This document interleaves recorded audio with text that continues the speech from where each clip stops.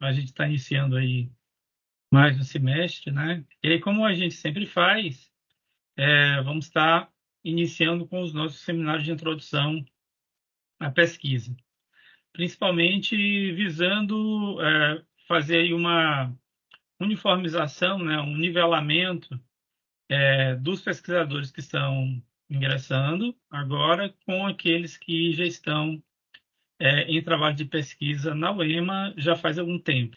Mas a ideia é fazer esse nivelamento. E a gente começa com a elaboração de projetos de pesquisa. E eu quero começar só rememorando um pouco sobre as nossas linhas de pesquisa, porque afinal é com base nessas linhas de pesquisa que nós vamos desenvolver as nossas temáticas, tá? A linha de pesquisa ela tem aí um caráter bem geral.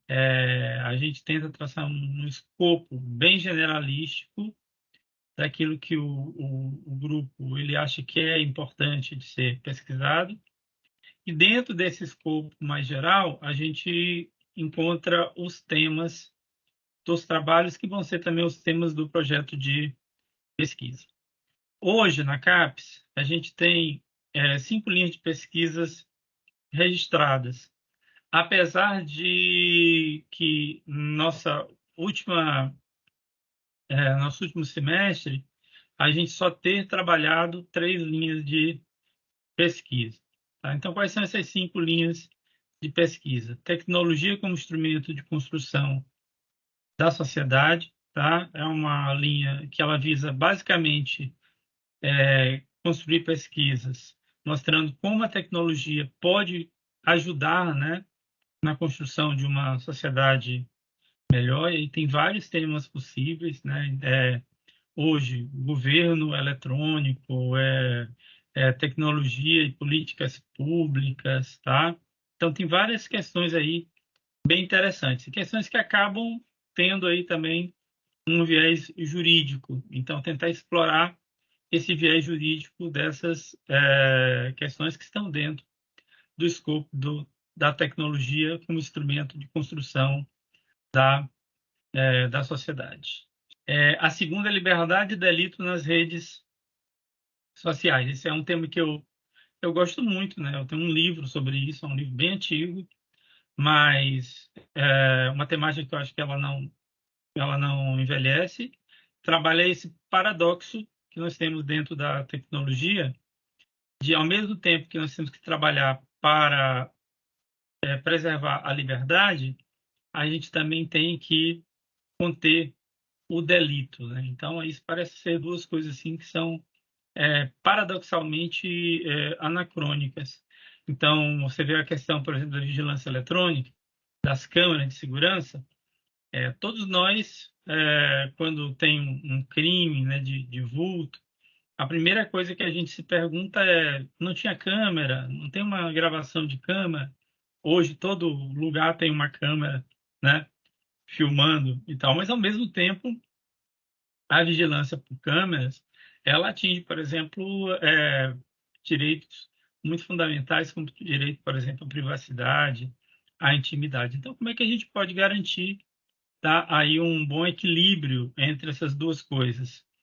Liberdade, né, ou seja, a garantia da liberdade e a contenção dos delitos nas redes sociais. É um tema dos que eu já falei para vocês, né, que eu mais gosto. Tem um livro sobre isso, mas infelizmente a gente não desenvolveu no nosso último exercício nenhum trabalho a respeito dessa temática, tá? O que me deixou, aliás, bastante, eu não digo triste, né? Mas assim um pouco frustrado, tá? Por essa razão, porque eu peço atenção para esse tema agora, né? Frank está aí, eu acho que eu já até sugeri essa temática, acho uma temática bem interessante mesmo.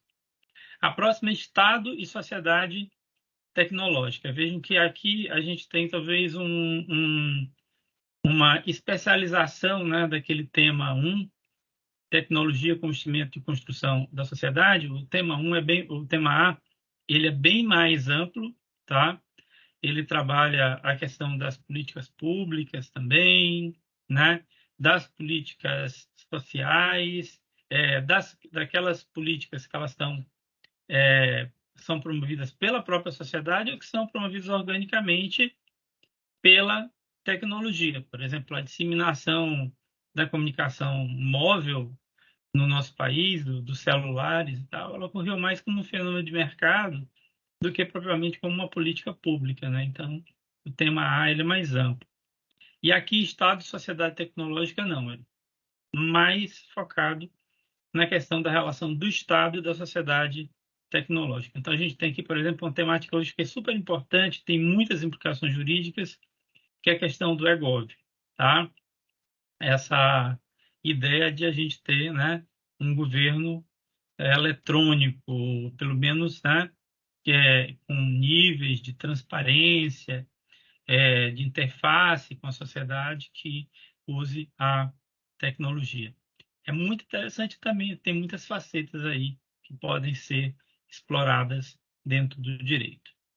Aí depois a gente tem um tema bem interessante também, que é o impacto das novas tecnologias da informação e inteligência artificial. E é engraçado que quando a gente criou o tema e o núcleo em 2017, esse tema era um tema que parecia meio futurístico, tá?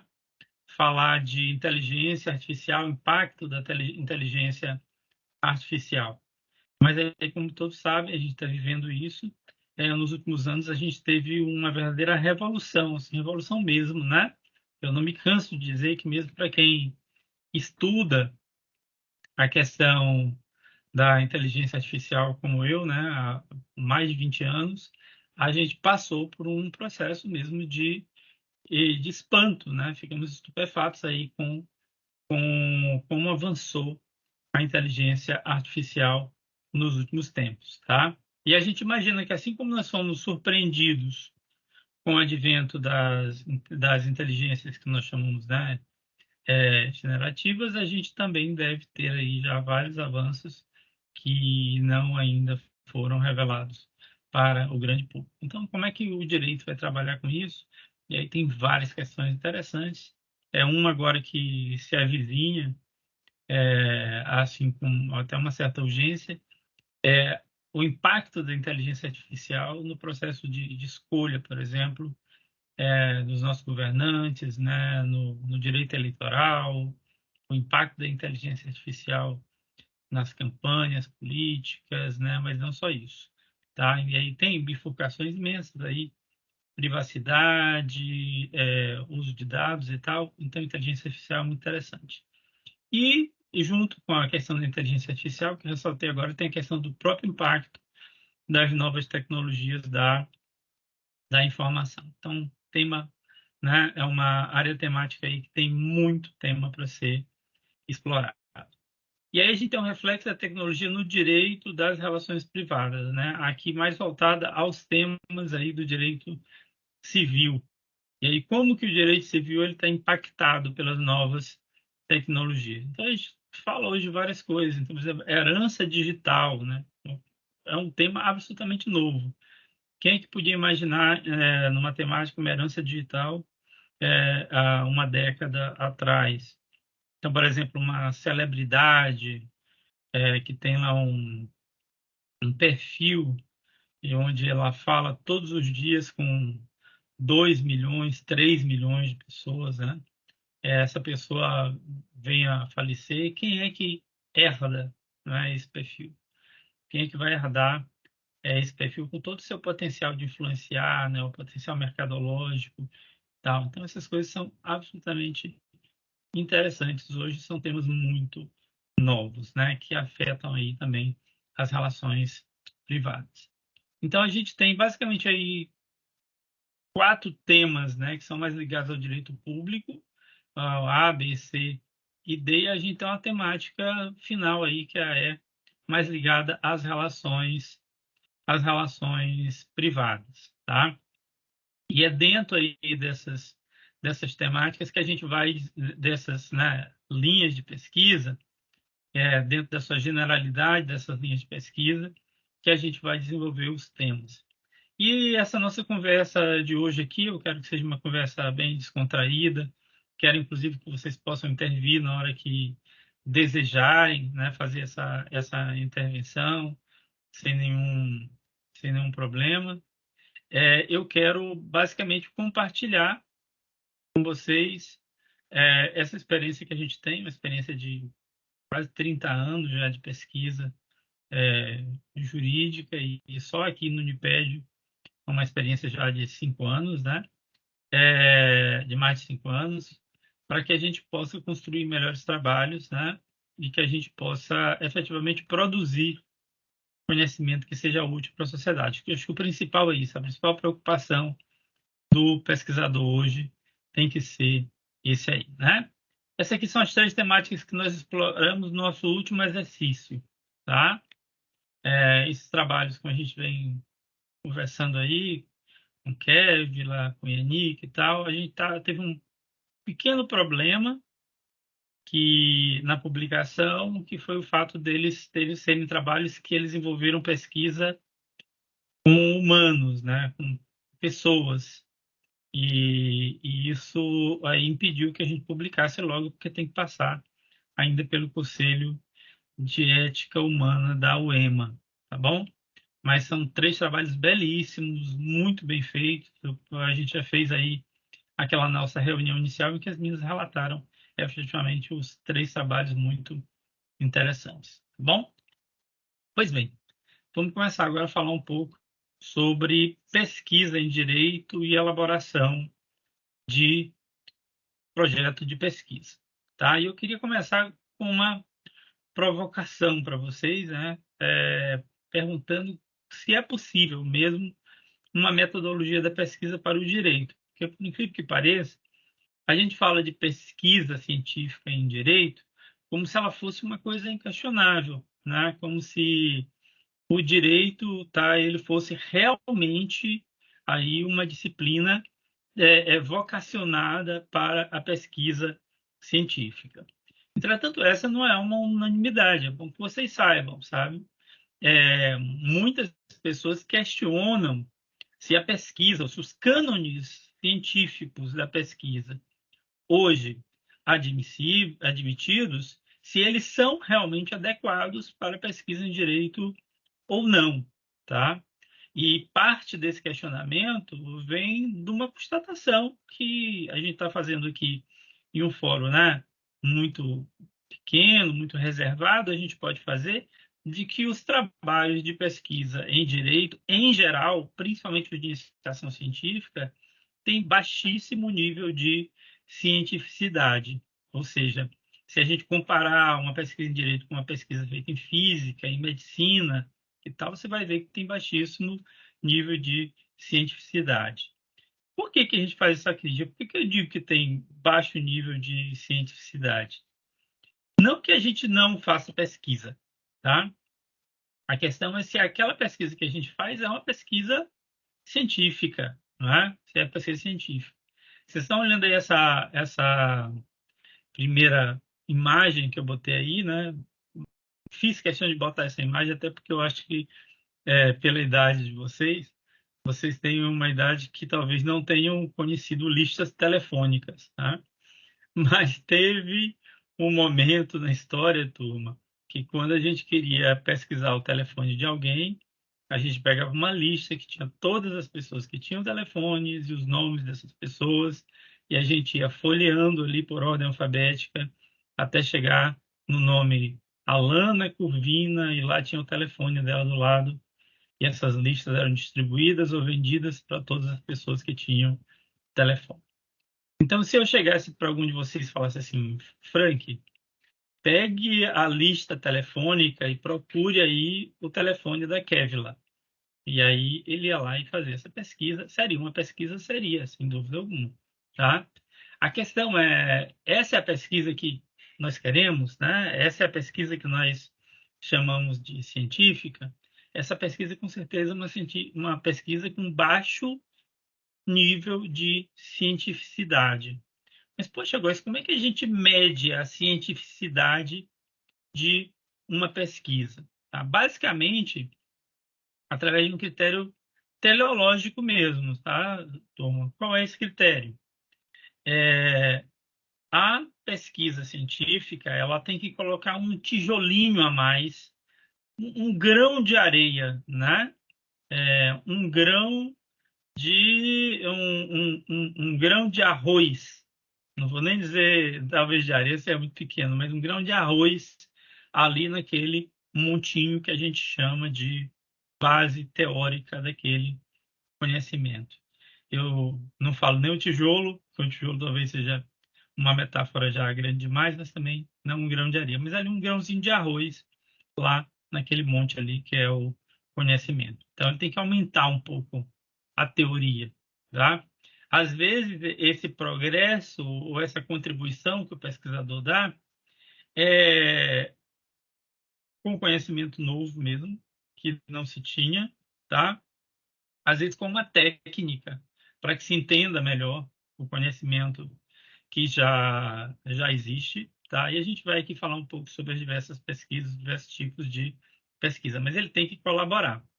A questão é que quando o Frank procura na lista telefônica o telefone de Kevlar, ele nem faz uma coisa nova ou cria uma nova forma de obter conhecimento, nem ele acrescenta nada, porque ele não acrescenta dados à lista telefônica, ele só tira um dado de lá. E aí, se vocês usarem isso e compararem com a pesquisa que a gente faz, ou aquilo que a gente chama de pesquisa no direito, que a maioria das pessoas vai fazer e vai continuar fazendo por muito tempo, vocês vão ver que o que a gente faz é muito diferente do que se faz ao pesquisar um número em uma lista telefônica, né? A pessoa vai lá no livro de doutrina, onde um doutrinador, vários doutrinadores disseram várias coisas sobre aquele tema, ele pega o que foi dito e coloca num papel, coloca no arquivo do Word, coloca o nome dele, coloca data e tal, normas da ABNT, empacota aquilo e entrega. Diz, eu fiz uma pesquisa científica, mas ele não fez. Com técnicas, ele não colaborou nem com uma exegese, ele não colaborou nem com conhecimento novo, então isso também não é pesquisa científica. Eu, como falei para vocês, tenho muito orgulho de dizer que, por exemplo, as três pesquisas que nós desenvolvemos no último exercício, apesar de ainda não publicadas, elas todas as três colaboraram para, né, esse nosso edifício do conhecimento dentro da nossa área de pesquisa. Então, o que eu quero de vocês, né, e aqui falando mais especificamente para os ingressantes, porque esse seminário ele é mais destinado, inclusive, a eles, é que pensem isso ao trabalharem os temas de pesquisa, né? Eu tenho que colocar o meu grãozinho de arroz, meu grãozinho de feijão lá nesse monte aí do conhecimento nessa área, tá? Eu não posso só reproduzir, tá bom? É, portanto, fazer ciência é diferente de fazer outras coisas, tá, turma? Essa é uma questão interessante. Não que a ciência seja melhor do que outras formas de conhecer, mas a verdade é que existem níveis de conhecimento, tá? E a gente estuda isso quando estuda a teoria do conhecimento, quando estuda a epistemologia. E esses níveis, eles nem se hierarquizam, ou seja, diz assim, aquele que pensa com conhecimento científico pensa melhor do que quem pensa com o senso comum, com o conhecimento vulgar. Não, não, não, não é isso, tá? Mas cada forma de conhecer, ela se serve a um propósito. E ao propósito que nós estamos aqui dentro do Uniped nos propondo, o conhecimento científico ele é o mais adequado. Eu sempre falava para os meus alunos de metodologia, por muitos anos sou professor de metodologia, tenho assim, excelentes lembranças e um grande orgulho de ter sido professor de metodologia, um exemplo que eu chamava de confeitaria jurídica, tá? Foi um site que eu tive certa vez lendo um livro da Luiz Ferraz Pereira, tá? Onde ele falava sobre essas maneiras de agir perante, né, a realidade ou de se comportar perante a realidade e que depois eu acabei levando para as minhas aulas.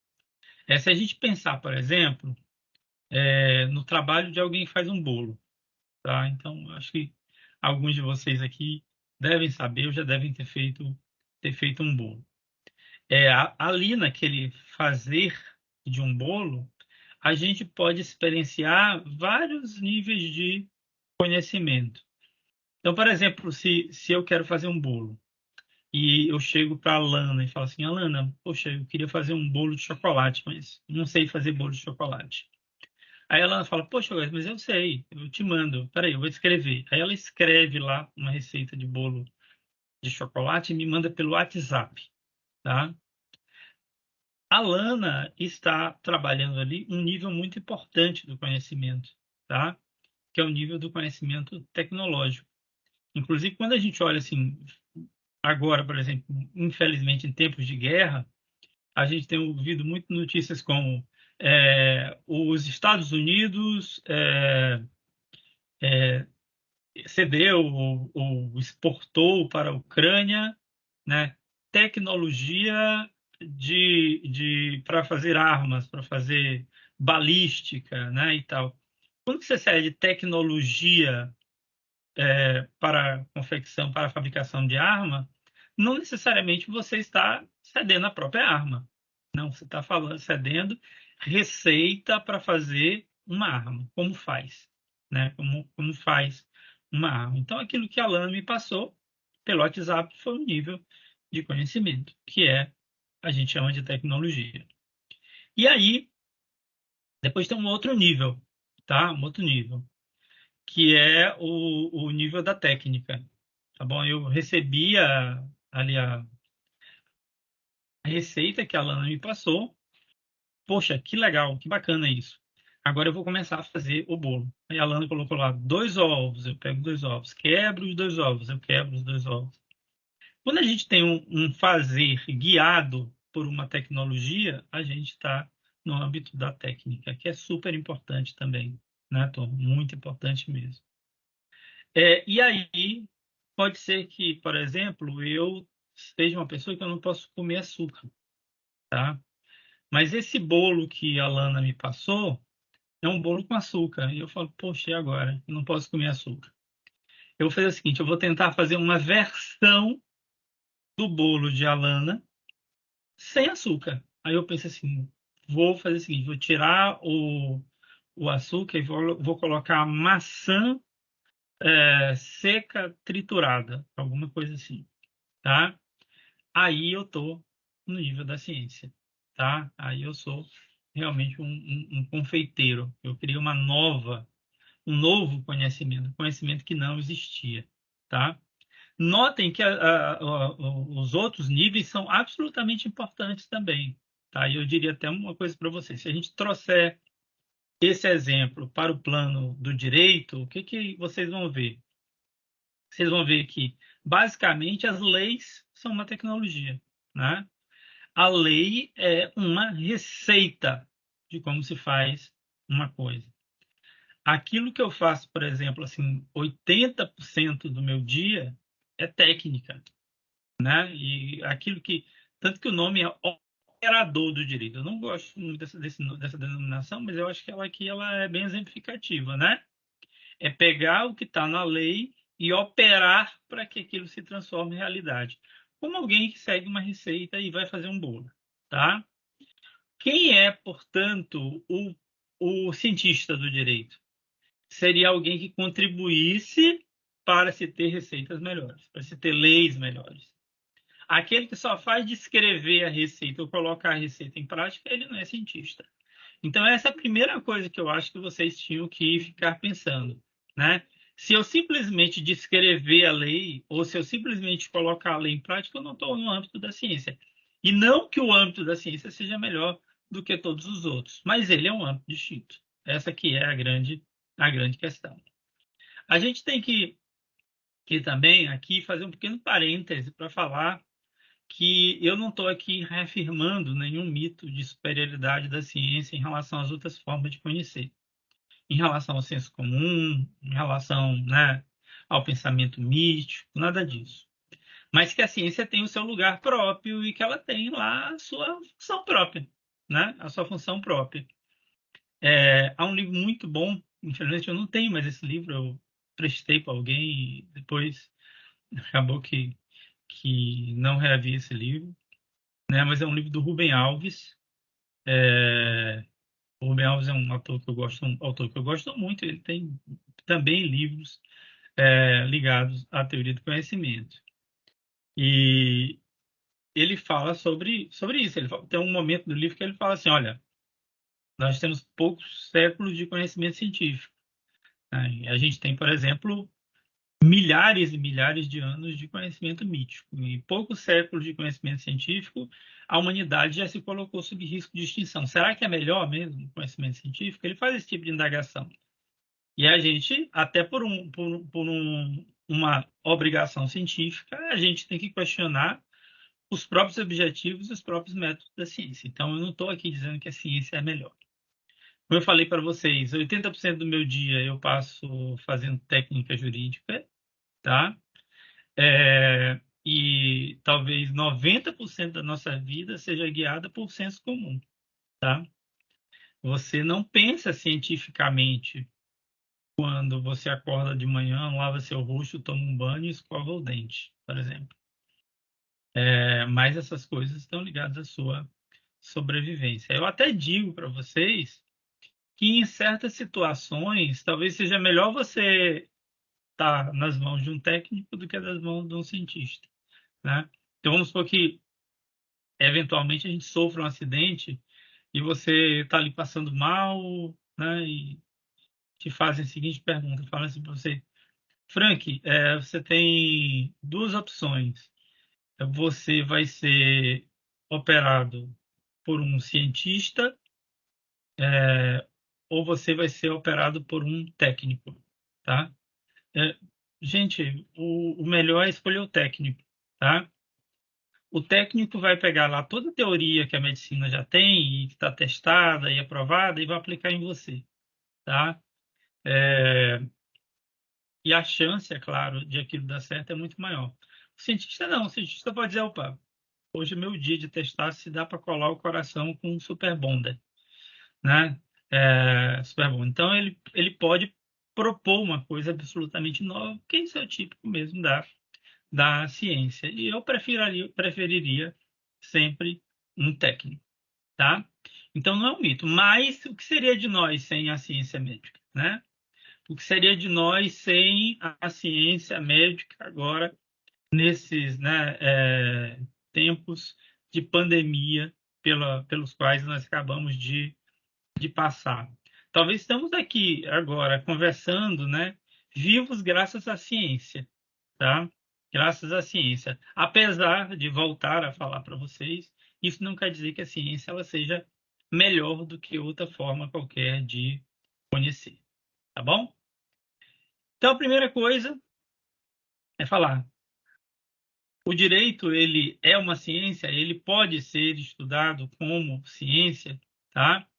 Bem, o direito é várias coisas, tá bom? O direito, às vezes, ele é arte, às vezes, ele é técnica, às vezes, ele é tecnologia, e, às vezes, ele pode, sim, vir a ser ciência, tá?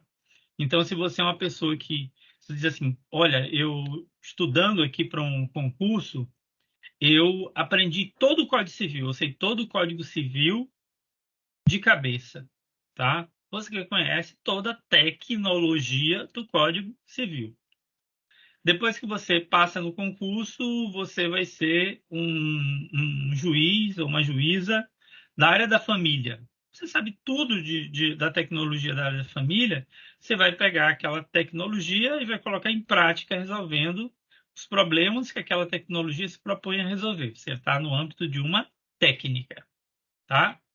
Mas agora que eu sei todo o Código Civil, que eu já, né, coloco o Código Civil em prática, o que que eu vou fazer? Eu quero contribuir para melhorar o Código Civil, né? Eu quero contribuir para melhorar as leis cíveis e tal. Aí você está no âmbito da tecnologia, da ciência, desculpe.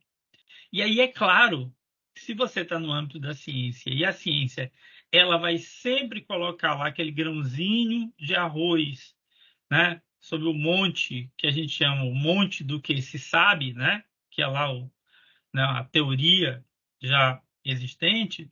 Por vezes, tá, você vai colocar alguma coisa que pode contrariar alguma coisa que já existe. Então, a ciência também nessa sua, nessa sua criatividade, ela às vezes também ela é destrutiva, tá? Isso pode ocorrer. E toda hora a gente diz isso, né?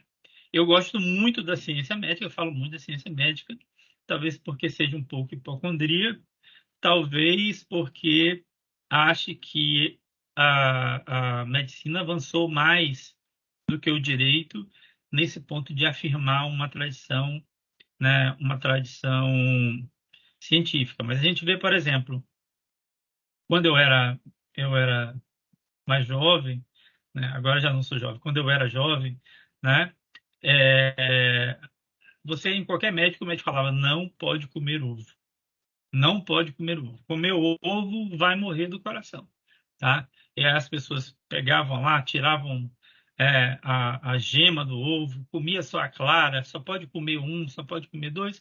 Hoje a gente vai nos médicos, médicos, coma ovo, coma dois, coma três ovos pela manhã, três ovos pela tarde. A gente fala, cara, foi a mesma, é a mesma ciência. Bem, alguém fez um estudo novo, alguém reavaliou aquela situação e aí, na hora que ele colocou aquele tijolinho, aquele grãozinho de feijão, aquele grãozinho de arroz lá, ele teve de retirar alguma coisa que não era mais compatível, tá? Então, toda hora nós estamos nos deparando com isso, com esse tipo de, né, evolução aí criativa, mas que também ela é destrutiva. Isso é típico da ciência. Então, é preciso também você ter uma certa insubordinação, uma certa, né? Você não pode reverenciar o conhecimento teórico existente como se aquilo fosse sagrado, porque senão você não evolui, tá? Então é preciso realmente ter um caráter bem crítico aí. E aí eu falo para vocês,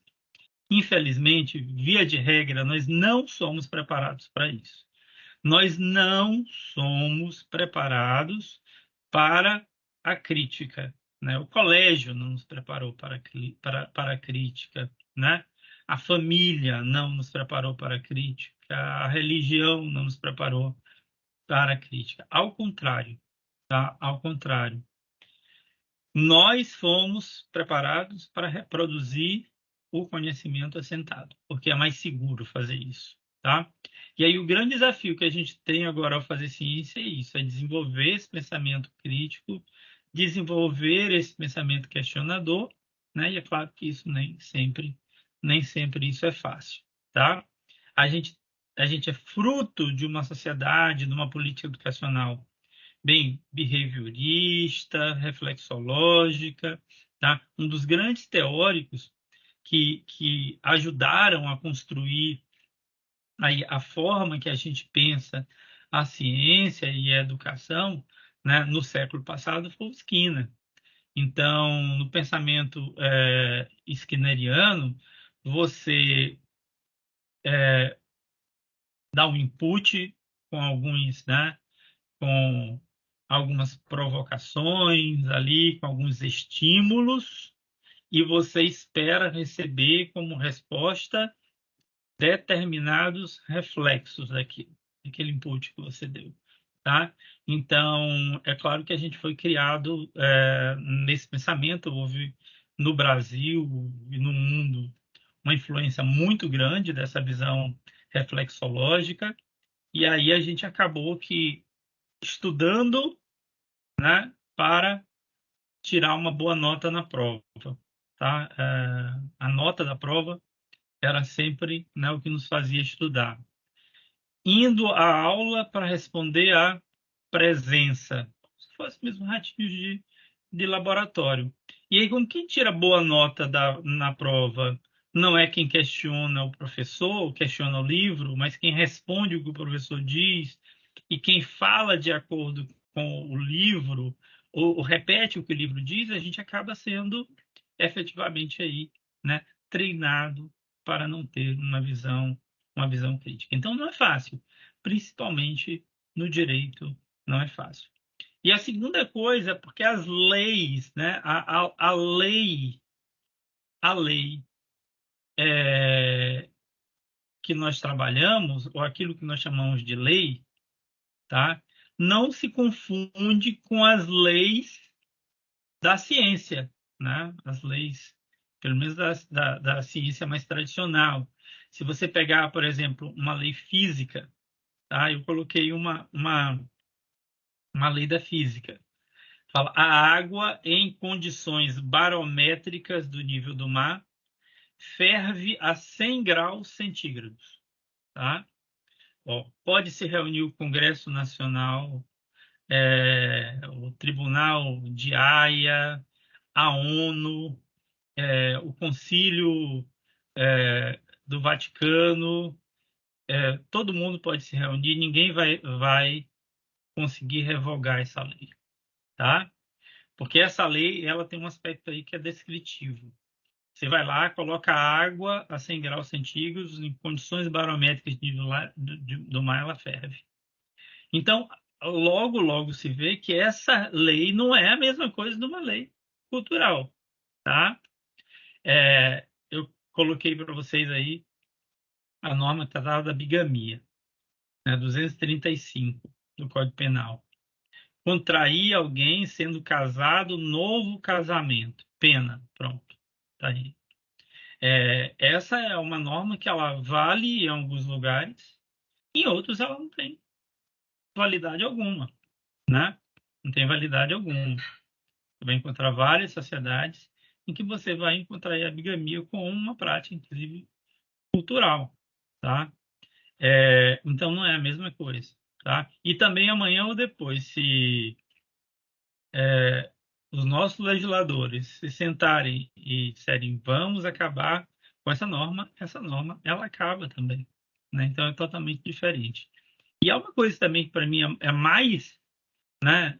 Talvez seja um reflexo disso, mas que é mais poderoso nessa nossa reflexão que é o fato de que se por alguma hipótese, né, que eu quero alguém colocasse água na temperatura de 100 graus a nível do mar e essa água não fervesse, a lei física caía por terra. Ela não era mais uma lei importante. É aí que as ciências mais tradicionais, em geral, elas evoluem. Alguém, um belo dia, vai lá, coloca água, 100 graus centígrados, né? Condição aqui, nível do mar, e a água não ferve. Então, pronto, aquela lei não serve mais. Tá? Já em relação à lei que nós trabalhamos, né? O nosso conceito de lei no direito, se alguém contraria uma lei, né? Se alguém contraria uma lei, isso torna a lei mais importante. Olha que coisa louca isso, né? A lei fica mais importante. Então, nós temos uma norma que fala que quem bebe não pode dirigir, né? Mas aí você faz uma blitz e você viu que tinham 10 pessoas bêbadas dirigindo. Ao contrário de essa realidade constatável, ela fazer com que a lei não tenha validade, ela torna a lei mais importante. A gente faz valorizar mais a lei, né? Então, realmente, ciência do direito, fazer ciência no direito, implica numa série de desafios epistemológicos, né? Técnicos, porque a gente não está tratando realmente com uma realidade que ela seja equiparável com aquela realidade das ciências mais tradicionais, né? A física, a química, a biologia, tá? E aí a gente tem que enfrentar esses desafios se a gente realmente quer fazer, né, um trabalho com esse status de trabalho científico, tá bom? Bem, vamos lá. Primeiro, que nesse seminário de hoje, eu deixei bem claro para vocês que nós íamos trabalhar um aspecto bem específico da construção do trabalho científico, que é a construção do projeto de pesquisa, tá? E uma pesquisa não se faz só de projeto, tá bom? O projeto ele está aqui, ó, nessa primeira, nesse primeiro momento, que é o momento da concepção e do planejamento. Eu pretendo, né, em outras datas, fazer ainda um seminário sobre desenvolvimento e realização, que é a construção do trabalho, e para terminar, a gente vai fazer um seminário sobre formatação e referenciação, que eu considero o acabamento do nosso trabalho. tá? E sempre deveria ser assim, né? Você sempre deveria passar por essas três fases. É como construir uma casa, tá? Você vai lá, primeiro você planeja a casa, faz um projeto e tal.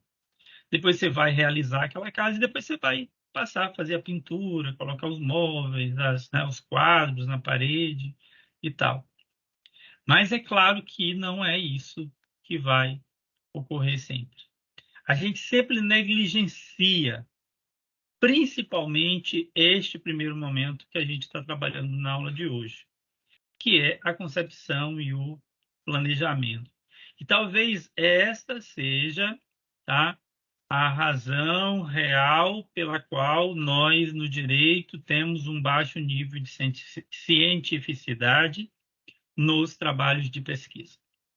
Quando a gente negligencia essa fase da concepção do planejamento, que envolve isso, escolher o tema, elaborar o projeto, o plano de trabalho, fazer uma boa revisão bibliográfica, fazer um fichamento, né, daquela teoria, você não vai conseguir fazer um bom, um bom trabalho, tá? Então, as duas outras fases a gente vai deixar para momentos posteriores. Hoje a gente vai se concentrar na fase número um. O que ocorre, né? O que a gente vê no dia a dia aí das práticas, principalmente de iniciação científica, né? A gente vê as pessoas negligenciando a fase de planejamento, negligenciando a fase de acabamento, se concentram só no fazer, em vez delas terem uma casa, ó, linda, maravilhosa, né, bonita, elas acabam construindo uma aberração.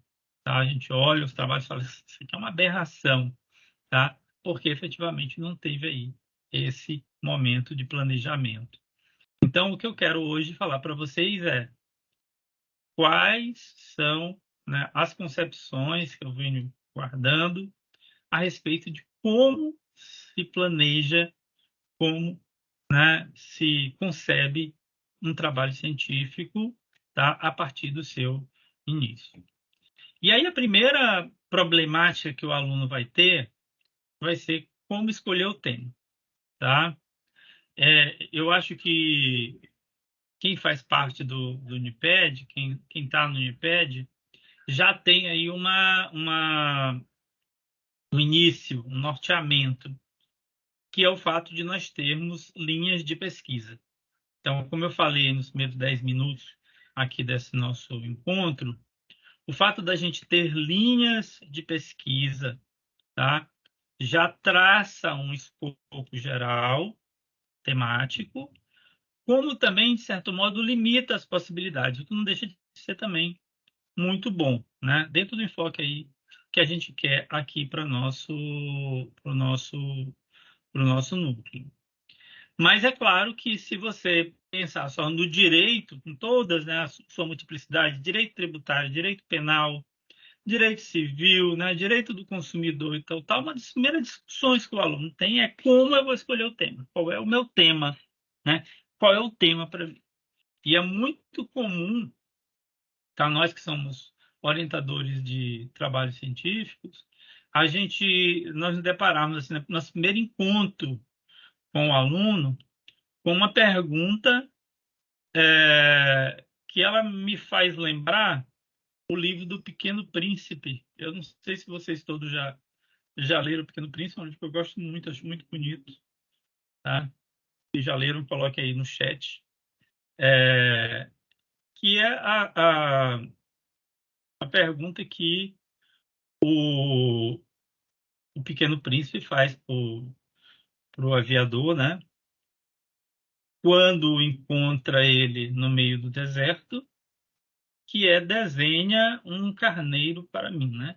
Então, a primeira coisa que o aluno faz com o orientador dele é: professor, desenhe um tema para mim. Professor, qual é o tema que o senhor me sugere? Tá? Infelizmente, tema não é o tipo de coisa que você possa sugerir para o aluno. Tá? Por quê? Porque ele tem que nascer aí dentro de uma ideia fenomenológica da experiência do aluno e não da experiência do orientador, tá? Então não dá para o orientador desenhar esse tema para você, né? E aí a gente vai ter que fazer um trabalho onde a gente ajuda o aluno a encontrar o seu tema. Isso sim, né? Para quem leu o livro, né, o Sancho Perry, no livro, o Pequeno Príncipe pede, me desenha um carneiro, né? E eu acho que é o próprio Sancho Perry que está lá, que ele realmente ele também era aviador no deserto com o Pequeno Príncipe, ele desenhou o primeiro carneiro. O príncipe olhou e falou assim: não, não, não é um bom carneiro. Ele está muito fraquinho e onde eu quero que esse carneiro fique, ele vai morrer. Ele está muito fraco, está doente e tal. E aí ele desenhou o segundo. E aí o príncipe olhou e falou assim: não, não, esse tem chifre, esse não é um carneiro, esse é um bode. E aí ele já estava meio cansado de desenhar, né, animais que não serviam para o fim. Ele desenhou uma caixa, tá? Com uns buraquinhos e falou ao Pequeno Príncipe: olha aí por esse buraquinho. Lá dentro está o seu carneiro. E ele olhou e falou assim: olha, o carneiro que eu queria, o carneiro maravilhoso. Boa parte do que um orientador vai ter que fazer nessa fase com você é desenhar uma caixa para você encontrar o seu carneiro, né? É, eu não quero dizer que todos os orientadores estão é, absolutamente habilitados a fazerem isso, né? Mas seria isso, é fazer você encontrar o seu tema, porque o tema é só seu.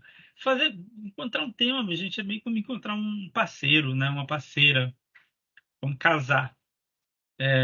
Quanto mais tempo você passa com o tema errado, mais investimento você faz nele e você só aumenta a, a sua desgraça quando você largar ele, tá?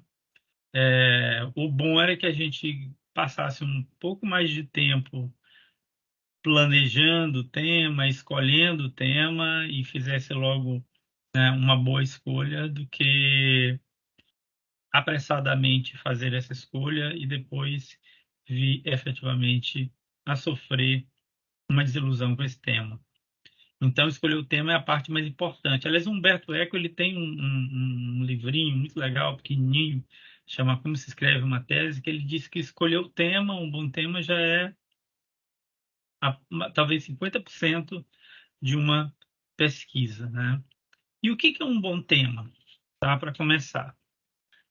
Nos 10 primeiros minutos aqui, eu comecei falando sobre as nossas linhas de pesquisa. E à medida que eu ia mostrando as linhas de pesquisa, eu já ia meio que sugerindo ali uns temas e tal, né, que vieram na minha cabeça e tal. Mas o que é a primeira coisa que você tem que procurar num tema? Você tem que procurar que um bom tema seja um bom problema, tá? Aliás, a gente tem 40 e poucos slides nessa minha fala de hoje, e eu diria para vocês que eu acho que talvez esse seja o slide mais importante, tá? Um bom tema é um bom problema, tá? Porque uma das questões mais trágicas nessa coisa é que as pessoas não sabem o que é um problema. Aliás, o que eu vejo 80% das vezes é que mesmo quando eu peço para o aluno procurar um problema, ele, ao invés de trazer um problema para mim, ele traz uma pergunta, tá? E uma pergunta não necessariamente é um problema, gente, tá? Não é um problema. Então, por exemplo, é, a Mayra é, quer saber quantos anos eu tenho, né? E ela formula uma pergunta: quantos anos Góis tem? Tá? Essa é uma pergunta. Mas essa não é um problema. Nunca foi um problema, né? Eu posso dizer, ela pode acessar o perfil meu da UEMA e ela vai encontrar lá essa informação. Essa informação é pública, ela não é problemática. Então, bom tema é bom problema. Essa é uma coisa que a gente tem que colocar. Então, a primeira coisa que você tem que pensar é, bem, nos meus anos todos de universidade, meus anos todos de UFMA, de UEMA, aquilo que eu vivo todos os dias, aquilo que se passa no meu entorno, quais são os problemas relevantes de direito que eu encontro. Aí você está diante de um bom tema, tá? E aí, em cima desse problema, você vai buscar respostas, tá? Você vai buscar respostas que essas respostas elas têm que contribuir para gerar riquezas, tá? Para gerar riqueza. Não riqueza para o pesquisador, turma. Tá? Em geral, aliás, o único que, né, não se beneficia da riqueza no plano material e econômico é o pesquisador. Pesquisadores, em geral, são pobres, tá? Mas riqueza para a sociedade, riqueza de conhecimento. Então tem que ser algo que, ao colocar aquele grãozinho de arroz ou de feijão, ou aquele tijolo lá no edifício do conhecimento, ajude as pessoas a saberem mais sobre aquele tema. Tá? Então isso é um bom tema. Então, a partir desse slide aqui, né, que eu acho que vocês deviam printar, é que eu quero que vocês construam os temas de vocês. Tá? Um bom tema é um bom problema. Pesquisar é gerar riqueza para a sociedade, para a humanidade, para um planeta, tá? E a partir daí a gente tem que buscar partir para a elaboração de um projeto e um plano de trabalho. E aqui eu quero fazer para vocês uma outra metáfora, baseada no outro livro, também que eu já li mais de uma vez, que eu gosto muito, e que às vezes pode parecer meio, né, estranho que eu traga esse livro para esse fim, que é um livro do Amir Klink. Eu acho que é 100 Dias Entre o Céu e o Mar, acho que é isso. Onde ele trata de contar a jornada dele, de uma travessia que ele fez do Atlântico. Ele atravessou nessa canoinha que vocês estão vendo aí, o Atlântico, lá de um local na África até chegar no Brasil, na Bahia, tá?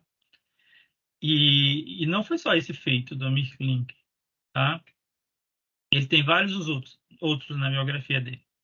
Ele, certa vez, ele também foi em um barco muito parecido com este para o Polo Sul, acho que foi o Polo Sul, esperou lá que, né, o inverno viesse e o mar congelasse, ficou lá durante todo a época em que o mar estava congelado, depois descongelou e saiu de volta e está hoje vivo, maravilhoso. Qualquer um de nós que fizesse isso, uma dessas coisas, a gente chamaria de loucura, né? Loucura.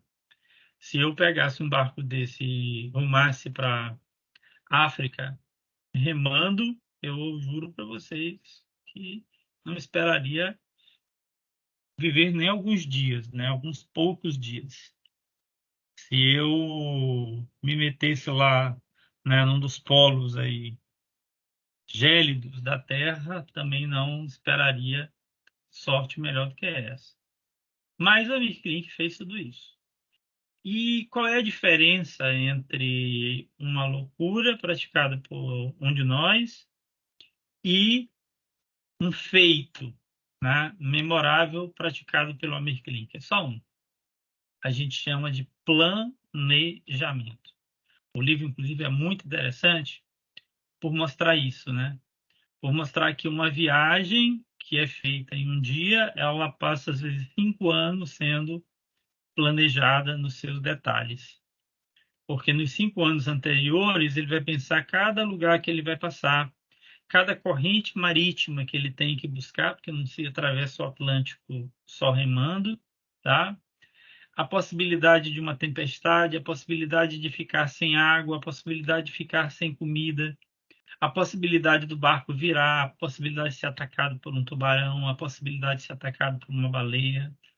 E cada um desses eventos possíveis tem que ser planejado, né? Tem que ser planejado.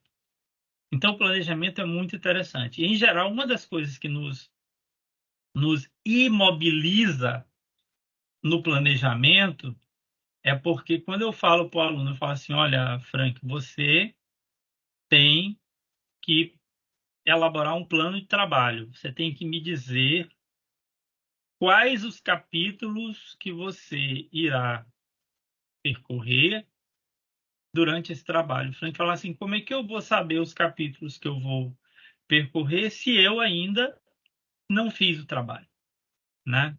Eu só posso dizer quais os capítulos o meu trabalho vai ter quando eu fizer o trabalho, né?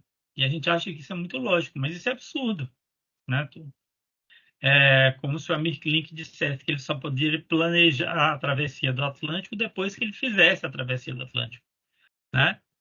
Não, nada disso. Pode até ser que ele faça um bom planejamento e ele não consiga executar exatamente aquilo, mas o planejamento implica nisso, em alternativas, né? Em pensar em problemas e tal. E mesmo assim o planejamento vai servir, tá bom? Então planejar é fundamental, tá? Então, quando você sai da África e pretende chegar no Brasil, você só não pode só pegar uma bússola e dizer o Brasil está aqui nessa direção e eu vou sair remando, porque você vai morrer ali, né? Poucos quilômetros depois. Tá? Você tem que planejar. Quando você vai fazer um trabalho científico, você tem já o seu ponto de partida. Qual é a nossa África no trabalho científico? Qual é o nosso ponto de partida no trabalho científico? É o nosso problema. O problema que eu quero resolver. Essa é a nossa África. Este é o nosso ponto de partida. Se você não tem um problema, você não tem um porto de onde sair, né? Qual é o meu ponto de chegada? Onde eu quero chegar? É o que nós chamamos de hipótese. A hipótese é uma resposta provisória ao problema. Eu saio do problema e vou para a hipótese. E o planejamento do trabalho é eu pensar nas etapas ou no caminho que eu tenho que percorrer para sair do problema e chegar na hipótese. É isso aí, tá? E aí é claro que não é assim que a gente faz, né? Muito possivelmente, turma, tudo que vocês fizeram até hoje em termos de pesquisa não foi feito assim. Vocês simplesmente colocaram o barco no mar, foram lendo coisas, copiando, colando e tal, e vendo onde ia chegar. Aí chegou no lugar, colocou seu nome, botou numa capa bonito, entregou e pronto. Isso foi uma pesquisa? Não, né? Foi uma loucura isso aí, tá? E aí é essa prática que a gente quer superar, tá bom? Vamos lá. Então, se você vai elaborar, né, um projeto de pesquisa, a primeira coisa que você tem que responder, a primeira pergunta que você tem que responder é qual o problema que exige a minha pesquisa? Problema mesmo, tá? Problema mesmo. Qual é o problema que exige a minha pesquisa? Notando para vocês que um problema, ele pode ser um problema de várias ordens. Ele pode, às vezes, ele é um problema, às vezes, que tem uma relevância estatística, né? Quantitativa. Tá, muitas pessoas, tá?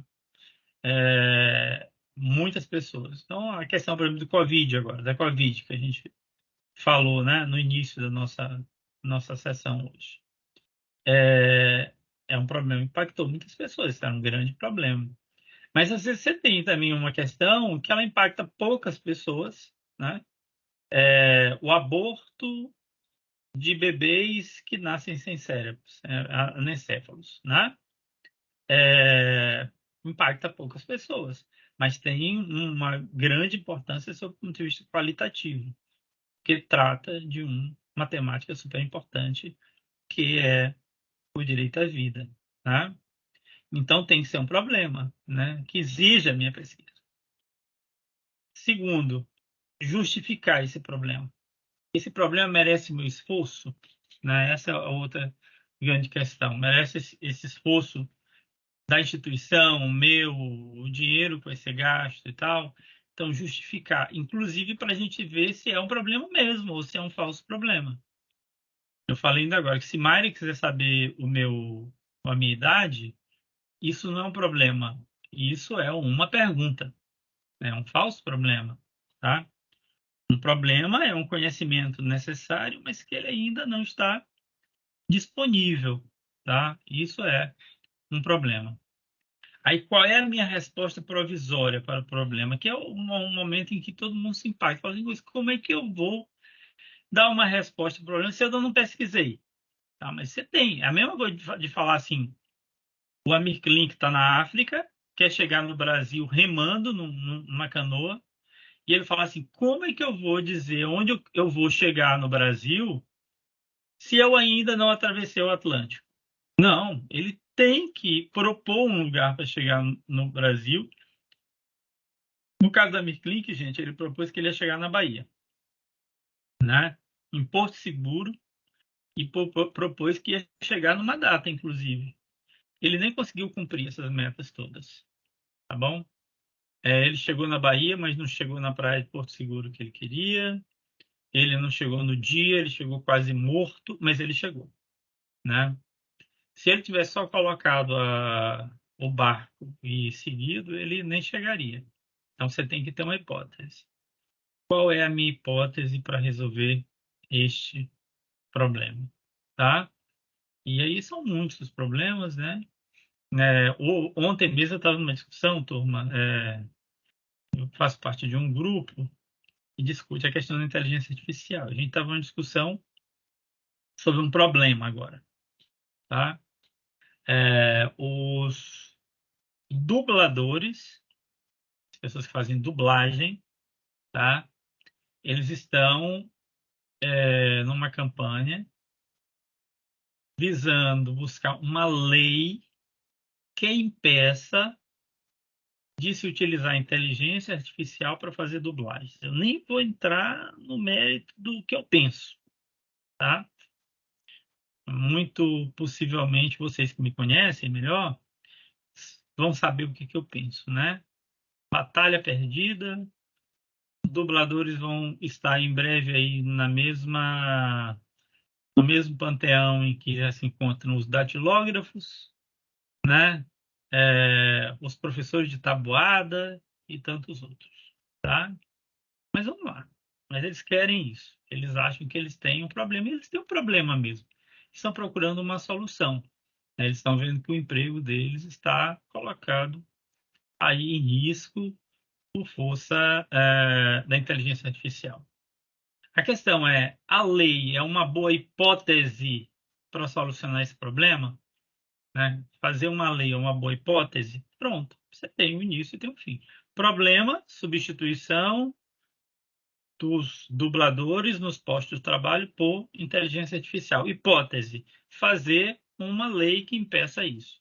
E aí você vai traçar todo o seu trabalho tentando demonstrar que a lei é uma boa solução para isso, né? Eu já dei a minha opinião, mas pode ser que eu esteja errado, tá? Como é que você pretende verificar a validade dessa sua resposta? Aí a gente tem o método, né? O método e o plano de trabalho é onde você vai tratar o caminho que vai do problema até a resposta e como você vai, né, percorrer esse caminho, tá?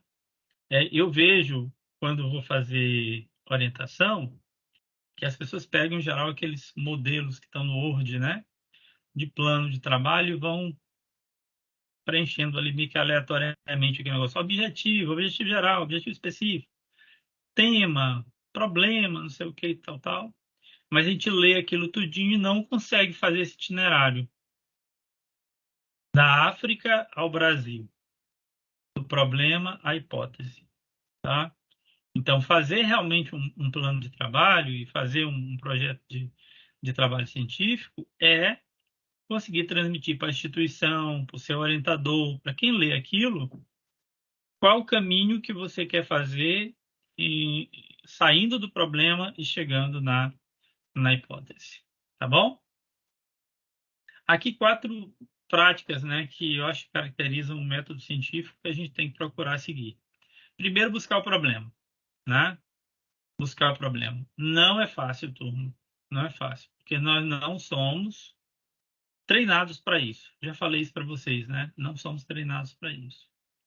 Depois, indicar uma hipótese, que é aquela resposta a priori ao problema destacado, né? Então, eu acabei de falar para vocês sobre a questão dos dubladores, que está bem em alta aí. Vocês devem estar ouvindo, né? Falar isso.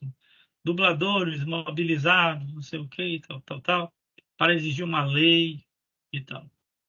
E aí, qual é a resposta? A resposta é criar uma lei, né? A resposta vem por autorregulamentação, né? Qual é a resposta para esse problema? E será a sua hipótese. Coletar dados sobre a problemática, né? Coletar dados sobre isso. Já ocorreu esse movimento em outro local? Já existe uma lei parecida com essa? Em casos análogos, a lei resolveu o problema? Certo? Análise da resposta. Verificação da viabilidade das hipóteses encontradas. Às vezes também a gente fica achando assim, cara, a dificuldade de encontrar uma hipótese é porque eu posso pensar numa hipótese e na hora minha hipótese não ser confirmada, eu vou perder todo o meu trabalho. Não, não. Você não tem compromisso nenhum de confirmar a sua hipótese, tá? Hipóteses não existem para ser confirmadas. Elas existem como um farol de onde você vai chegar. É como a Mirklink.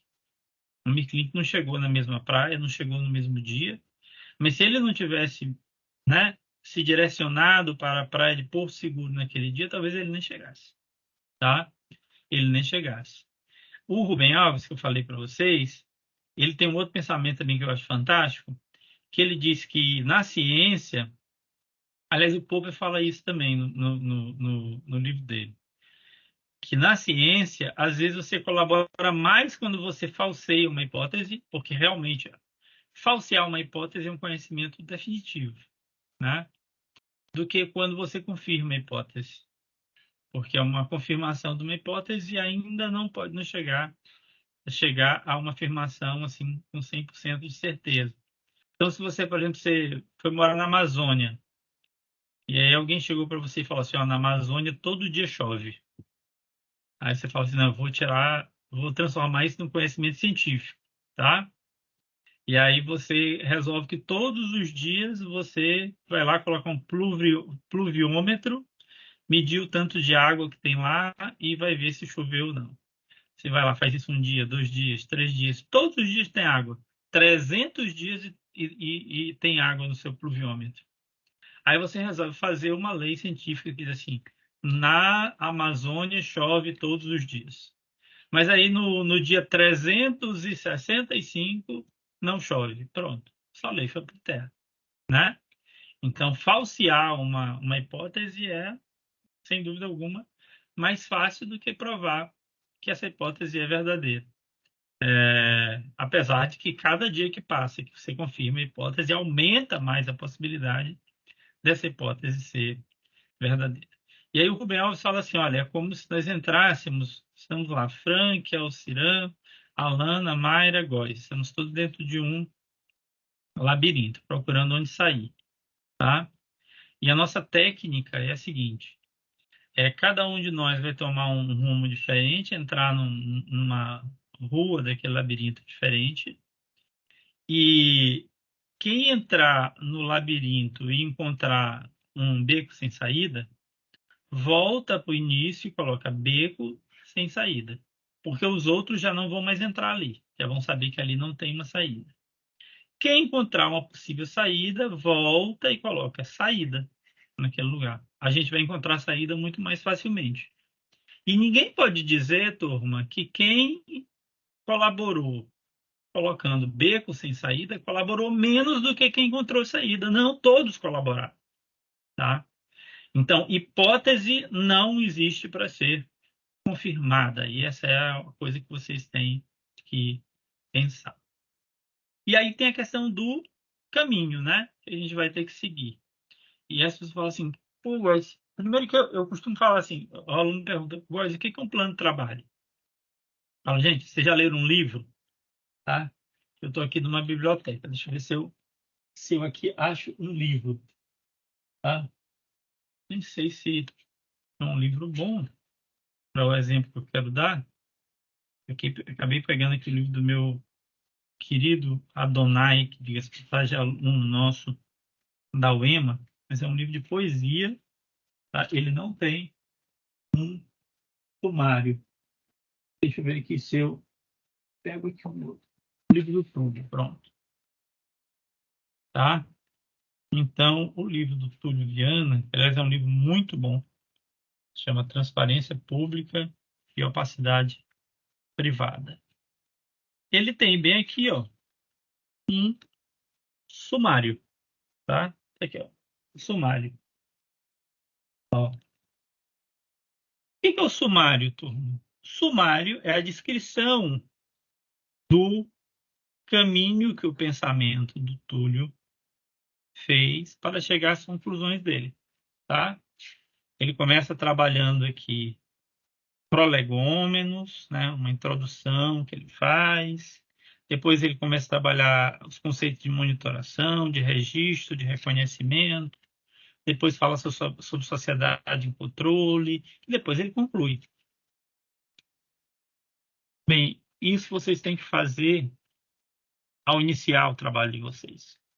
E eu sei que é exatamente o contrário do que vocês fazem. Porque vocês, ao invés de começarem fazendo o sumário, vocês deixam o sumário para fazer o final. Tá? Fala assim, como é que eu vou fazer o sumário de uma coisa que eu ainda não fiz, que eu ainda não tracei? Como é que eu... A mesma coisa do Amir Klink, né? Achar que o Amir Klink tem que fazer o projeto depois de fazer a viagem. Não, a gente faz o projeto antes de fazer a viagem, tá? O Heidegger, né, por mais que seja um pensador aí bastante controvertido, ele dizia que uma pergunta já envolve, de certa forma, uma intuição do objeto perguntado. Não tem nada mais certo do que isso. Se você se volta por um problema, isso aí é a base do pensamento, né? Do pensamento fenomenológico, é porque você já tem uma ideia sobre este problema.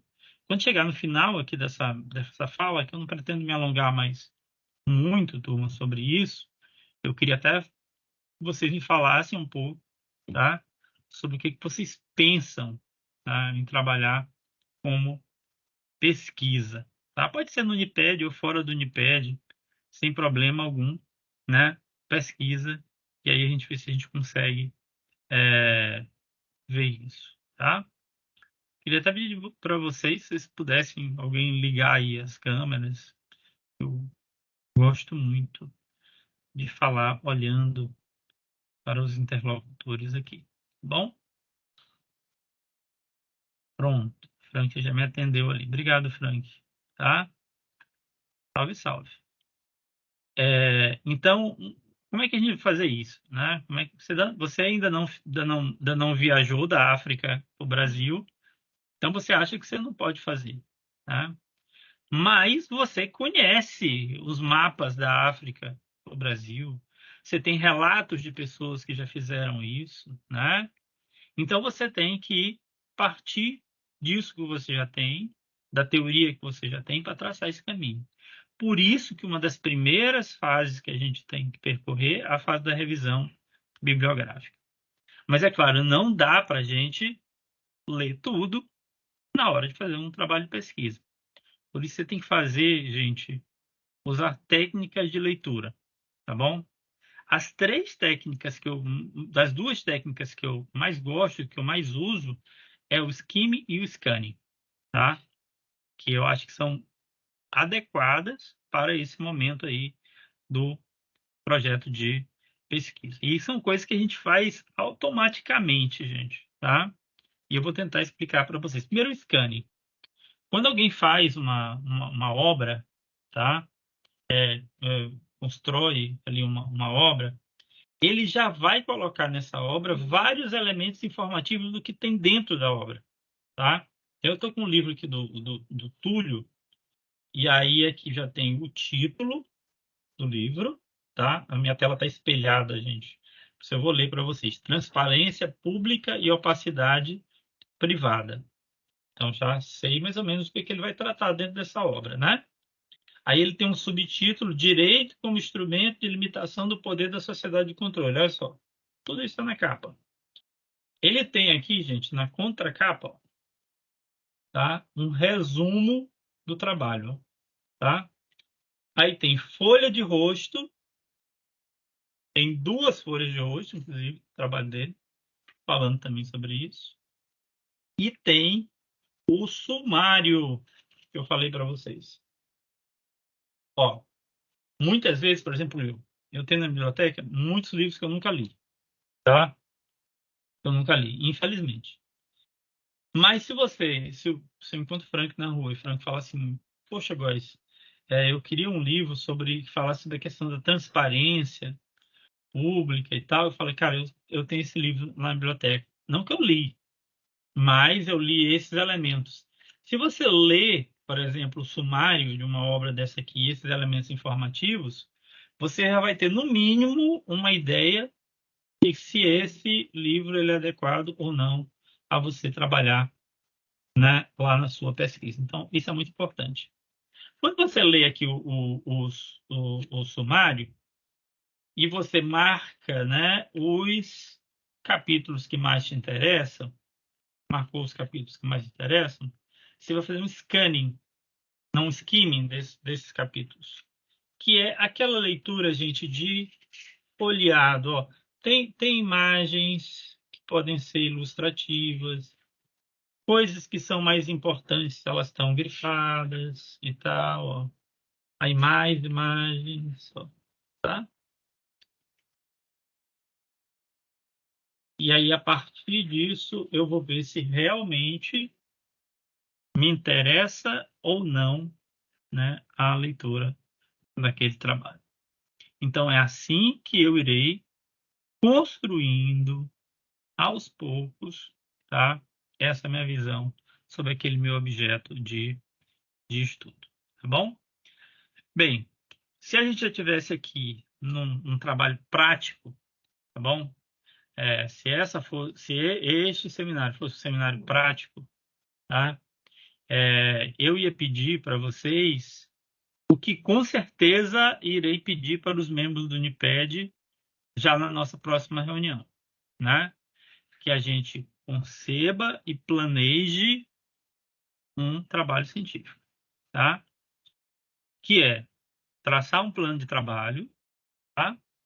Dizendo em quantas partes, o capítulo, níveis, eu acho que eu vou ter que dividir o meu trabalho para eu traçar essa narrativa do ponto de saída ao ponto de chegada, tá? Qual é a primeira parte? Eu vou falar sobre o que na primeira parte? O que eu vou falar na segunda, né? Eu vou precisar coletar dados para esse meu trabalho, né? Quais as minhas fontes que eu vou utilizar?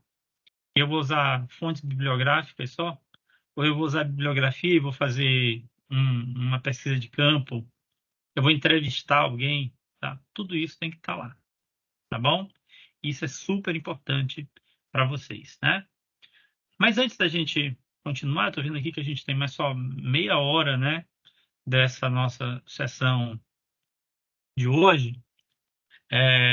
Eu queria abrir para vocês, para a gente poder falar um pouco sobre o que cada um de vocês quer fazer.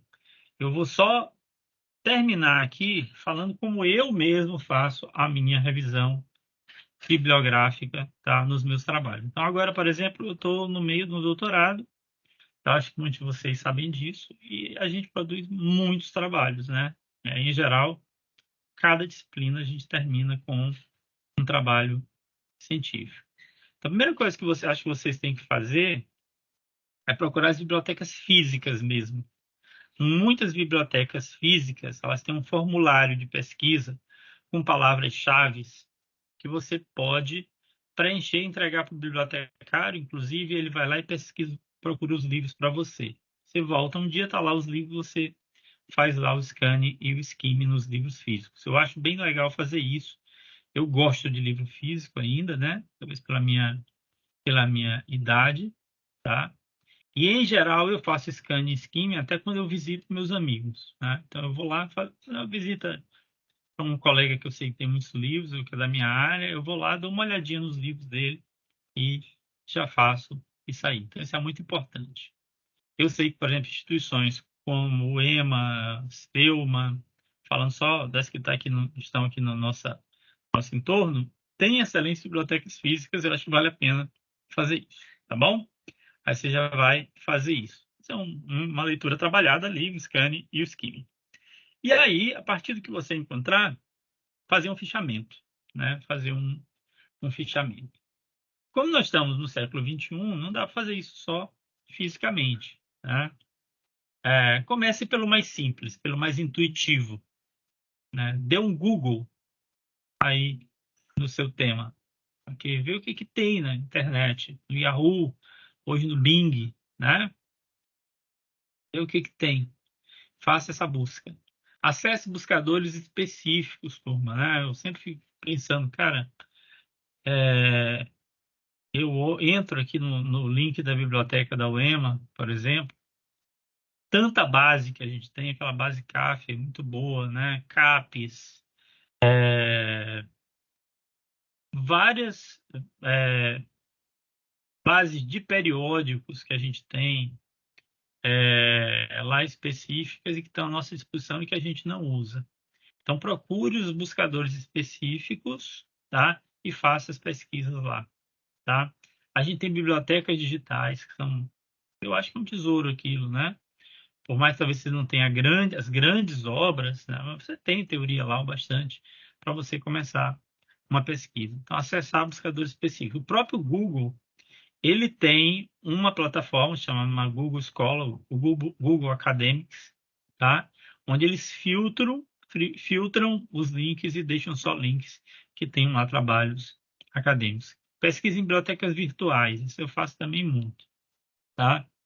Entra aí no Amazon, Saraiva e tal, veja o que que tem aí nessas bases virtuais. E no nosso caso, naquelas mais específicas também, né, das editoras jurídicas. Então, faça isso aí.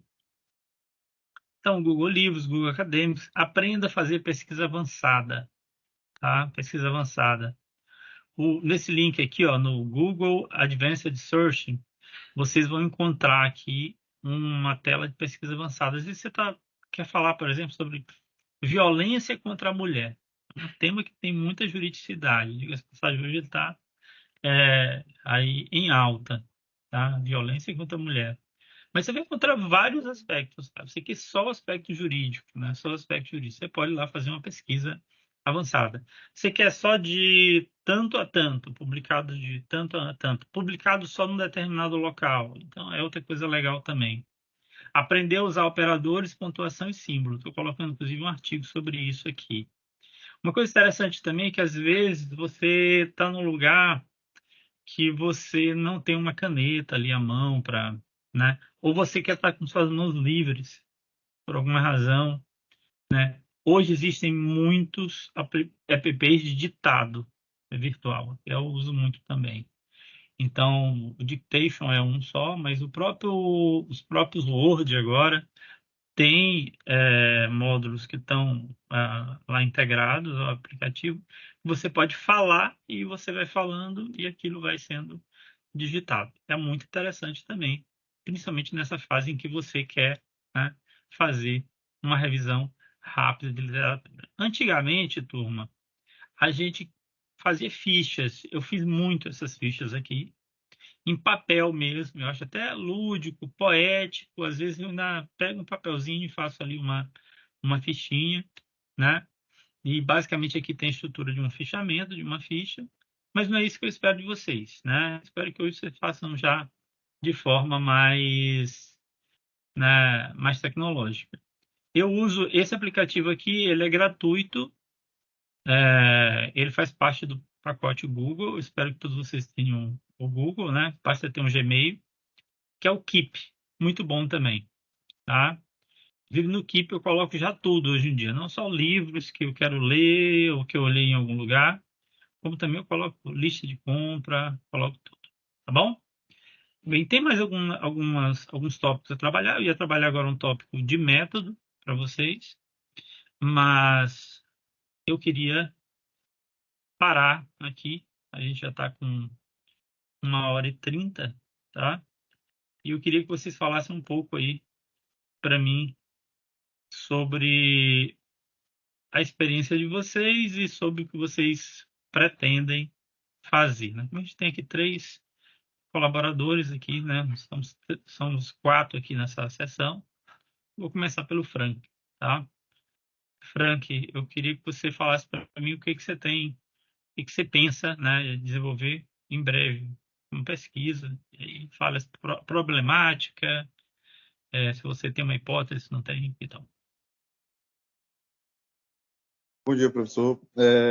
Com relação à pesquisa, minhas experiências são bem recentes, no caso. Eu faço parte do NIPED, entrei recentemente no último ano e entrei no último período num grupo de pesquisa lá da UFMA também, inclusive com uma pessoa que foi seu aluno, não sei se o senhor conhece, se lembra no caso, Fabiano Lopes. Tem, claro, meu amigão. Ontem, inclusive, nós nos encontramos e, Frank, só para dizer para ti, e combinamos que a gente vai fazer um trabalho em conjunto. Fale com ele isso. NIPED com o núcleo dele, tá? Excelente. Sabia que você está nos dois. Aí eu estou desenvolvendo um trabalho de pesquisa agora, porque eu pretendo usar como TCC, de responsabilidade no e-commerce e os seus impactos econômicos. Qual é o trabalho? É a responsabilidade civil dos fornecedores no e-commerce e os seus impactos econômicos para o consumidor. Certo. Então, se a gente transformar isso numa problemática, tá? Porque aí parece que é uma descrição, né? Isso, uma descrição.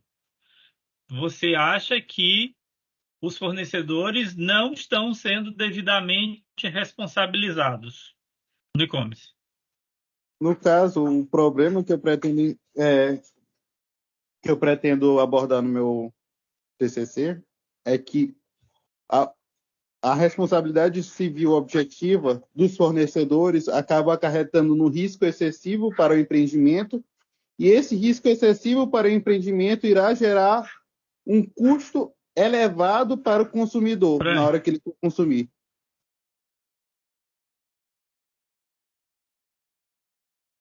Travou?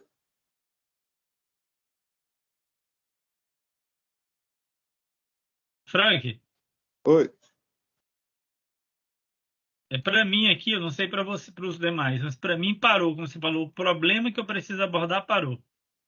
O problema que eu pretendo abordar é o seguinte: é que a responsabilidade civil objetiva para o fornecedor de produto e serviço acaba elevando o risco da atividade empresária para ele. E por Hum, conta disso, ele é. converte esse risco da atividade empresária na elevação de custos dos produtos e Pronto. serviços. Eu não sou seu orientador, mas já que Fabiano quer fazer parcerias, eu já acho que você devia colocar como tema do seu trabalho isso aí, que você acabou de falar, né? É bem mais ilustrativo do que você quer falar do que você falava antes. E você tem uma hipótese, você sabe como é que, você tem uma ideia de como é que se consegue resolver isso? Oi, Eu não professor? sei se a minha conexão é a de Frank, que tá ruim. Você tem uma hipótese para resolver isso, para resolver esse problema? Você tem uma ideia de como é que se resolve isso? Ainda não, professor. Pois você tem que trabalhar a hipótese, tá? Porque senão é como querer sair da África para o Brasil sem saber onde você quer chegar. Mayra, você quer falar, Mayra? Falar para a gente a respeito de algum tema? Falar um pouco? Fique à vontade. Bom dia, pessoal. Professor, assim, o tema que passou a me interessar bastante, e eu comecei a fazer algumas pesquisas. Eu não sei se a É, minha dá para ouvir, professor? tá cortando, Mayra.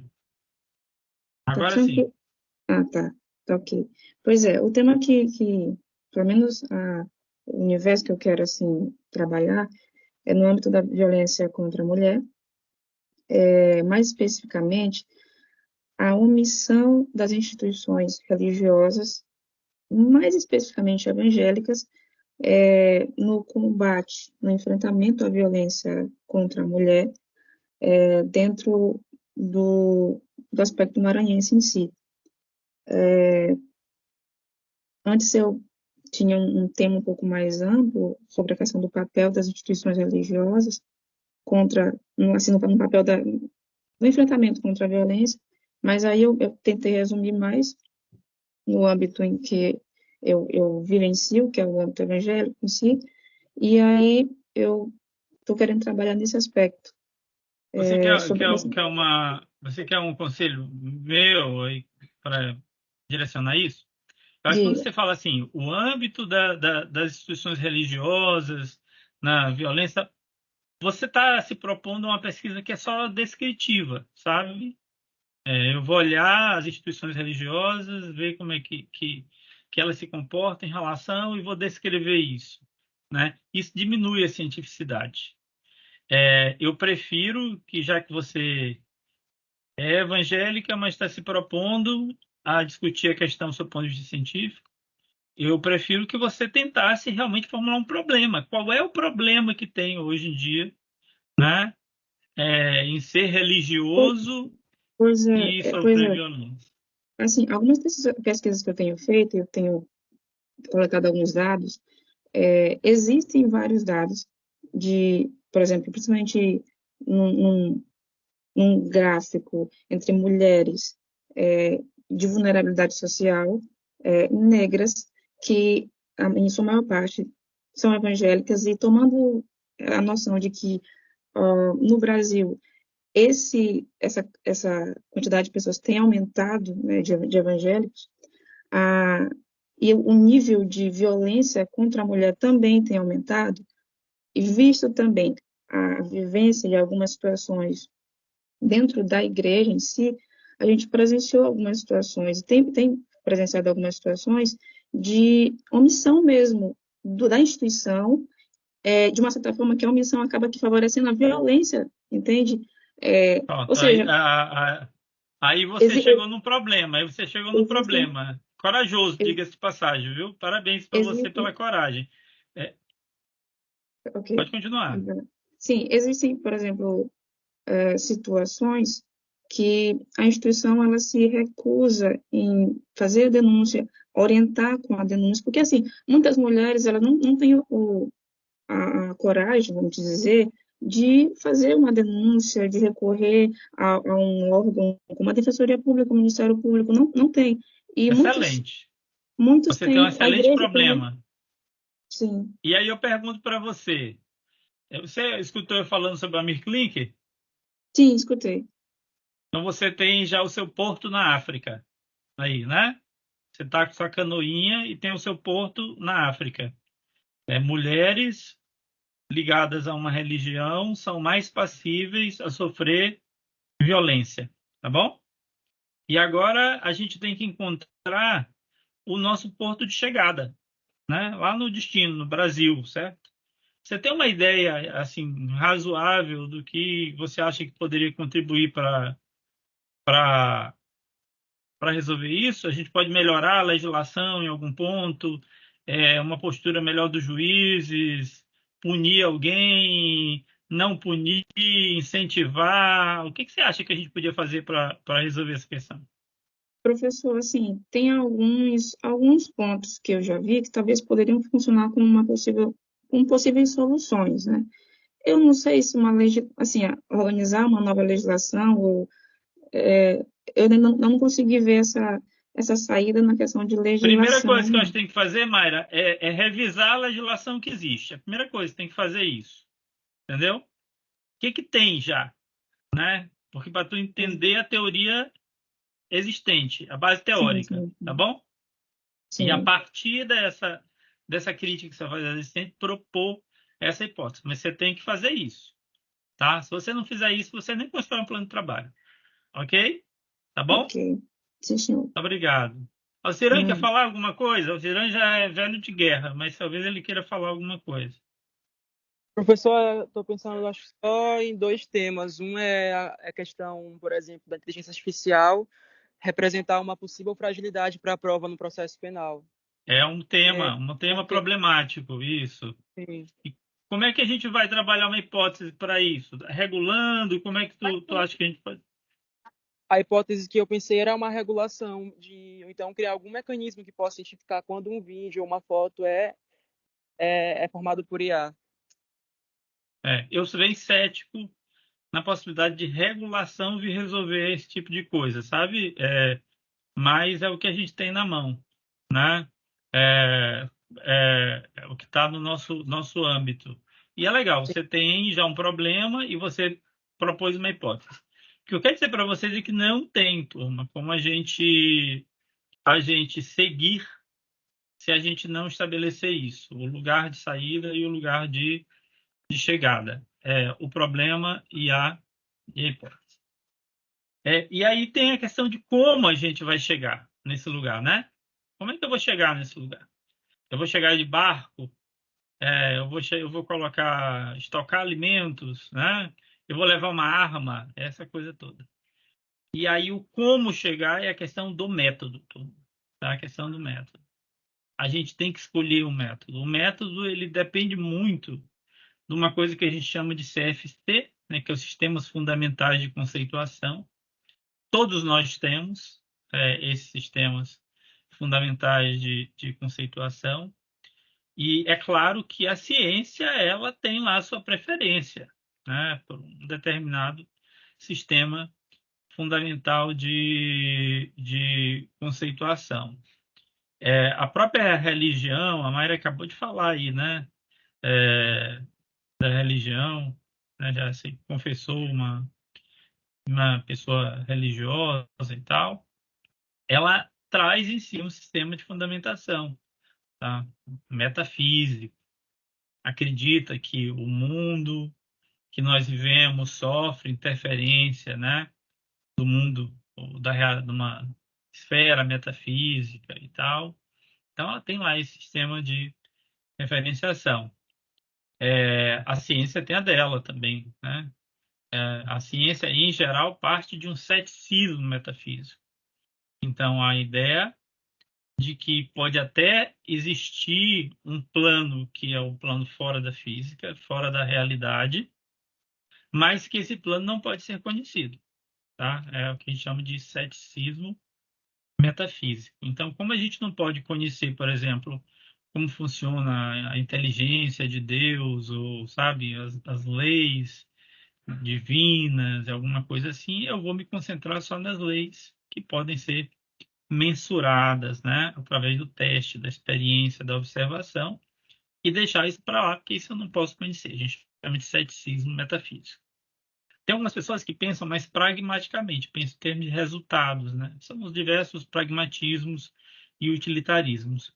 Então, mesmo no âmbito da metodologia, a forma que você vai escolher de chegar naquele lugar vai depender um pouco desse sistema geral, né, de fundamentação dos conceitos que você tiver.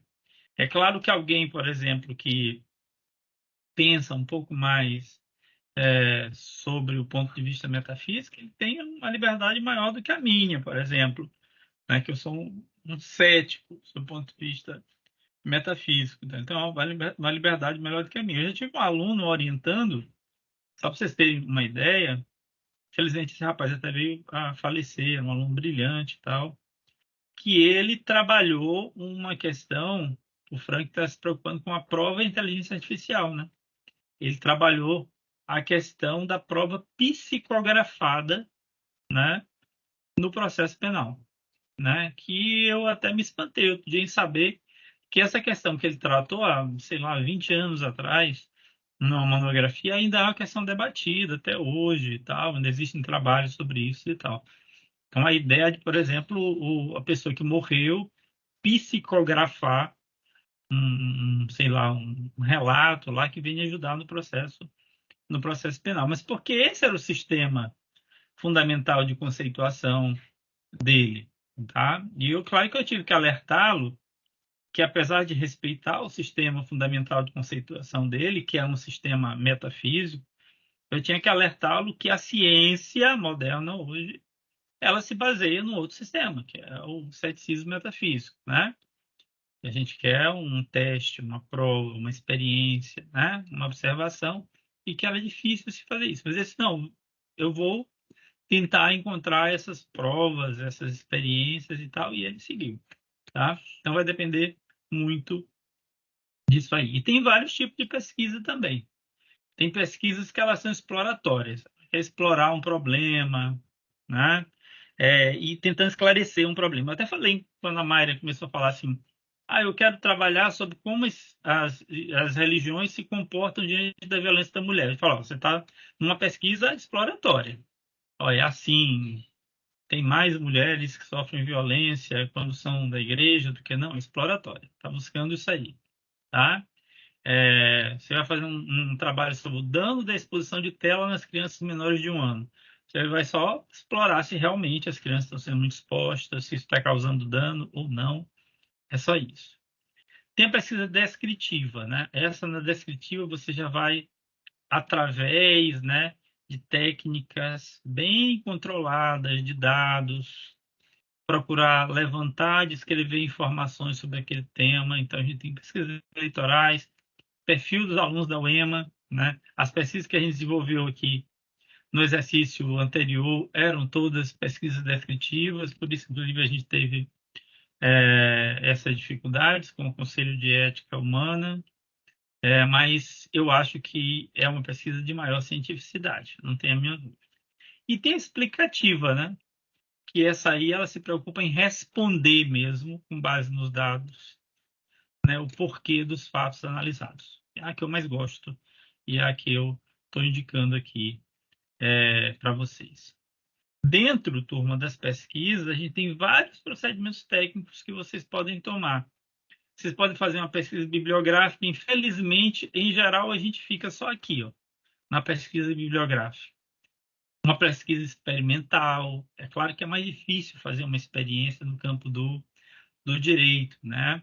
Mas isso não quer dizer, turma, que a gente não possa, por exemplo, tá, voltar e fazer, por exemplo, uma análise histórica, né, de como leis que ocorreram anteriormente funcionaram, ou se elas têm funcionado, se elas estão produzindo efeitos e tal, e usar isso para construir as nossas conclusões, né? Um estudo de campo, tá? Isso aqui pode usar entrevistas, questionários para investigar aquela realidade. E como métodos de abordagem, a gente tem vários, desde os mais clássicos, como o método indutivo e o dedutivo. Basicamente, no indutivo, a gente vai fazer uma generalização. Então, quando eu falei para vocês naquela coisa de formular a norma, todos os dias chove na Amazônia. Você olhou lá 1.200 dias, todos os dias chovia. Você achou que podia generalizar que todos os dias chovia. Já no dedutivo, pode ser quase que o inverso disso. Eu tenho uma regra geral, todos os dias chove na Amazônia. O Maranhão faz parte da Amazônia, então todos os dias chove no Maranhão. É quase que o método oposto aí ao indutivo. E hoje a gente vai ter que considerar metodologias mais modernas, né? Um que eu gosto muito, que eu gostaria que vocês procurassem ler sobre ele, é o método hipotético dedutivo do Karl Popper. Eu acho que ele hoje nos conduz mais a isso que a gente espera de uma ciência, né? O Popper, ele parte de um momento que é a concepção da hipótese, que é um momento criativo mesmo, tá? O cientista, nesse momento, ele propõe uma hipótese com base, né, no seu pensamento, na sua criatividade, e depois ele se põe a submeter essa hipótese à prova para saber se essa hipótese é boa ou não, né? Então, eu acho bem interessante. E aí eu estou deixando para vocês algumas referências bibliográficas sobre o método hipotético dedutivo do Popper, que é aquele que eu hoje em dia acho mais, né, mais adequado. Nada na área jurídica, né, esse fato que pode ser verificável através da experiência, falseado ou afirmado, né, são, né, as normas com o necessário efeito que as normas têm que produzir na sociedade, tá? É claro que aí a gente tem vários problemas. A norma, ela sempre vai ser uma expressão linguística, né? E aí vai depender muito da interpretação que a gente tem que dar. Então, existe também um grande trabalho de exegese que a gente tem que fazer ao construir aí essas teorias. E um outro método que eu acho também muito crítico é o método dialético, tá? A dialética, ela é essa arte de dialogar, de argumentar e contra-argumentar. Em geral, quando o pesquisador ele se propõe a fazer uma abordagem sobre o cânone dialético, ele pressupõe que alguma coisa que é afirmada, tá? Que é afirmada, ela gera, tá? Ou encontra, tá? A sua antítese. Então, eu afirmo, por exemplo, a exploração do trabalho do Uber, do trabalhador do Uber, né? E eu vou buscar a antítese disso, a antítese dessa exploração e tentar encontrar a partir desse choque dialético, né, de tese e antítese, encontrar uma resposta que seria a síntese para isso. Então isso aí a gente vê que é um método que ele é muito importante nas pesquisas sociais, porque a gente vai olhar, sempre quando se encontra o problema social, a gente vai encontrar essa estrutura de tese e antítese, até porque o problema social ele nasce materialmente de uma crise de interesses, né? Então é muito comum que essa estrutura ela nos sirva também. Então, apesar do método dialético estar muito ligado hoje ao pensamento marxista, porque Marx realmente ele se apropriou do método dialético para construir, né, o seu pensamento, ele não é só isso, tá? Ele não é só isso. E ele pode ser usado em todas as áreas, e mesmo sem qualquer viés ideológico. Bom, quando a gente fala nos métodos de procedimento ou secundários, a gente tem o método experimental, dá para você fazer experiências, inclusive no direito, tá?